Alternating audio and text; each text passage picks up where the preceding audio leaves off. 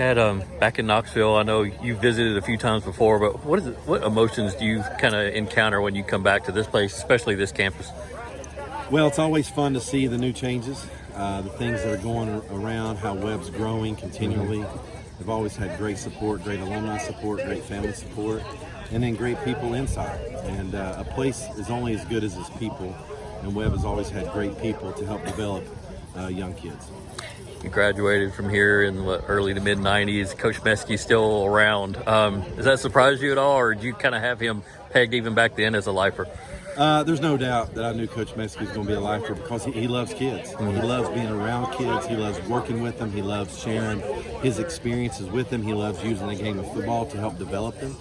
And so it's just fun to see the old man still around kicking, and he still likes to delegate more now and tell people what to do. When I was playing, he was doing all the chirping. Yeah. When you did play here, obviously you guys ran a wing tee back then, and I just wonder how you handled that transition from run-based offense to doing what you did in college and the NFL. Actually, the wing tee taught me some great fundamentals in footwork. It taught me great fundamentals in ball handling, hiding the ball for play-action fakes.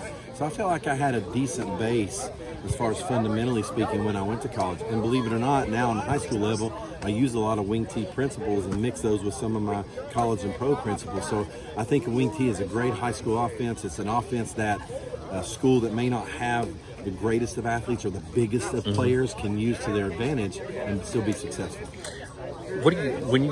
I've covered high school sports in East Tennessee for 20 years, but I wasn't here during your heyday here at Webb. And what are some of the seasons or the memories you take away from being here? Well, first of all, I take away my relationships with my classmates and teammates. The old 3-a-days, the old 2-a-days, all the grind, just the journey that you go through in forming yourself, developing yourself, and doing that together as a class. And the class of 95 I thought was a special class, and a lot of fun people in it, and I just really enjoyed my time here. And I also enjoyed my teachers and administrators. I felt like they took a vested interest in me. And when you have teachers and administrators that do that, the sky's the limit for a young person. Your dad was a coach. You played the game for so long. What led you into coaching yourself, though? Well, I felt like, once I retired, I wanted to be involved with my boys, number one.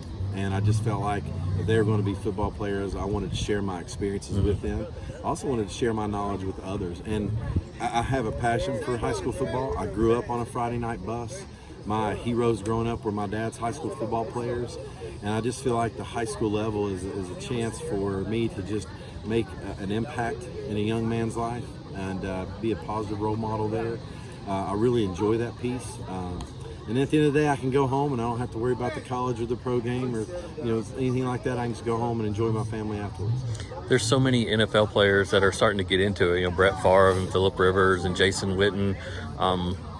Have you talked with them about what they're going through as coaches, or do you realize maybe still talk with your dad or Coach Meskey or anything like that? Well, I work for the NFL Legends community, which is our former players community within the NFL, and that's one of the things we talk to our guys as they transition out of football is we are keepers of the game. We've played at the highest level. We've been around the greatest doctors, the greatest coaches, the greatest players. Let's take those experiences and push them down to our grassroots.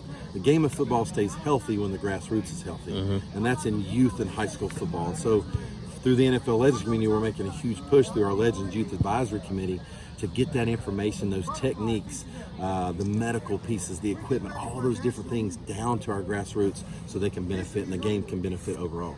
Some of the guys went to programs that were already established. You went into a rebuild situation, right? Well, Sayre had not had football since 1977. We just started this program in 2018.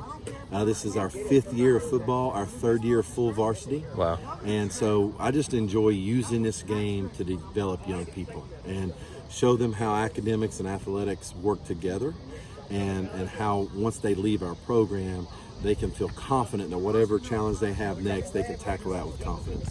Is there anything that in your first season when you started coaching that sounded like your dad or sounded like Coach Meskey when it came out of your mouth? I'm sure it did. Coach Meskey always did a great job of, he wasn't a yeller or a screamer unless you didn't give great effort and have a great attitude. If you made a mistake, he would work you through that mistake. And I learned that both from Coach Meskey and my dad too. These guys aren't trying to fail. These kids aren't trying to fail. coach them through that, use that as learning lessons. Now, if they're not focused, if their attitude's not right, then they need to hear from us because that's something they control. Play, mistake, bias, I don't know what it is. Every game, there's going to be some adversity. Every time. Just expect it. But it's not what happens there.